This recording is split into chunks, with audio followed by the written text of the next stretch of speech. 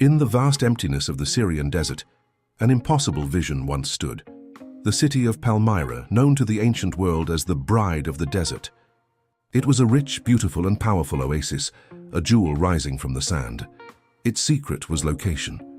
Palmyra was the critical link, the central hub connecting the Roman Empire on the Mediterranean with the great civilizations of Persia and India. It was the heart of the Silk Road. This unique position made Palmyra a port without a sea, a bustling international metropolis where caravans arrived instead of ships. Here merchants, scholars and pilgrims from across the known world met. Ideas, languages, goods and gods all mixed in its streets, creating a vibrant cosmopolitan culture unlike any other. While technically a part of the Roman Empire, Palmyra was fiercely independent. It commanded its own army, minted its own currency and forged its own destiny. The ultimate symbol of its wealth and confidence was the Grand Colonnade, a monumental main street over a kilometer long, lined with an astonishing 1,500 majestic columns. It was the golden spine of the city, a testament to the power and prosperity of this extraordinary oasis, a city that for a brief, glorious moment stood at the center of the world. From the heart of the rich desert city of Palmyra rose its most famous and formidable ruler, Queen Zenobia.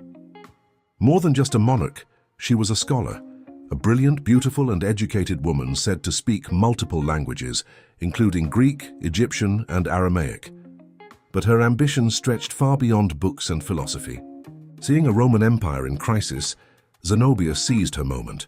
She launched a rebellion, leading her armies to conquer the vital Roman province of Egypt and much of Asia Minor, carving out a vast empire of her own.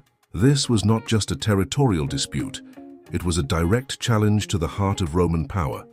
In an act of ultimate defiance, Zenobia declared herself Augusta, and her young son Augustus, the imperial titles reserved only for the rulers of Rome. The message was clear, and the Roman Emperor Aurelian heard it. Enraged, he marched his legions east to crush the upstart queen. The two powers clashed in fierce battles, first at Antioch, then at Emesa.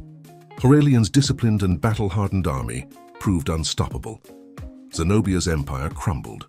Defeated and captured while trying to escape, Zenobia's fate became a legend. The story says the brilliant queen who dared to challenge an emperor was paraded through the streets of Rome, not in royal robes, but bound in a cage or chains of solid gold, a glittering, tragic symbol of the price of ambition and the unforgiving power of Rome. After Queen Zenobia's rebellion was crushed, Rome's vengeance was swift and absolute. The city of Palmyra, once the cosmopolitan Bride of the Desert, was systematically looted and destroyed by Roman legions.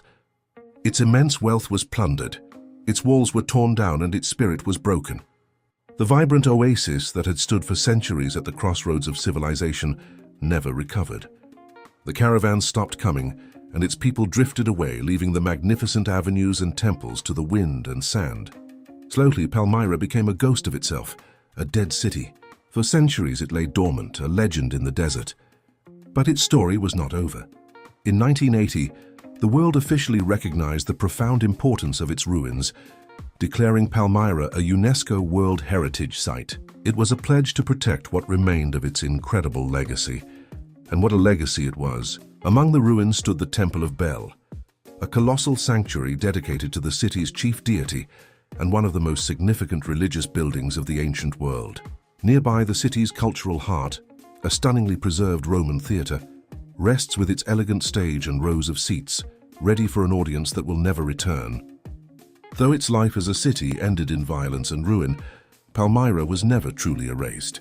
It stands today as a silent, powerful monument to a lost world, a city whose grandeur, even in death, continues to awe and inspire all who witness it. Beyond the grand temples and royal palaces, the true story of Palmyra was written in its streets, its tombs and its stones. The city's lifeblood flowed through the Agora, a massive open-air marketplace where caravans from Persia, India and the Mediterranean converged. This was the engine of Palmyra's wealth, a bustling hub of commerce that defined its character.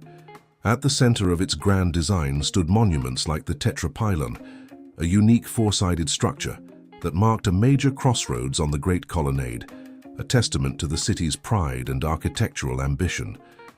But Palmyra was as preoccupied with death as it was with life. Just outside the city lies the Valley of the Tombs, a sprawling necropolis filled with hundreds of elaborate burial monuments. From towering family tombs that look like fortresses to richly decorated underground chambers, these structures reveal the wealth and beliefs of a people who honored their ancestors in stone. Yet their most enduring legacy is the written word. Palmyra is a library of inscriptions, with thousands of texts carved in Aramaic, Greek, and Latin that document its laws, its trade deals, and its history. Most remarkably, the city developed its own unique script, the Palmyrene alphabet, a distinct version of Aramaic used to record the voices of its people. These stone inscriptions are the city's true autobiography, allowing the bride of the desert to speak to us even now, long after it has fallen silent. For centuries, the city of Palmyra spoke in its own unique voice, a dialect of the ancient Aramaic language.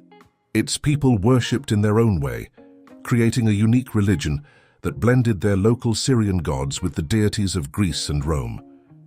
This cultural fusion was the soul of the city, a testament to its place at the world's crossroads.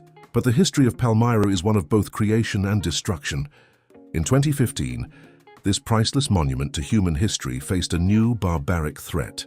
The Islamic State captured the city and began a systematic campaign of destruction, blowing up the magnificent Temple of Bel and the iconic Triumphal Arch.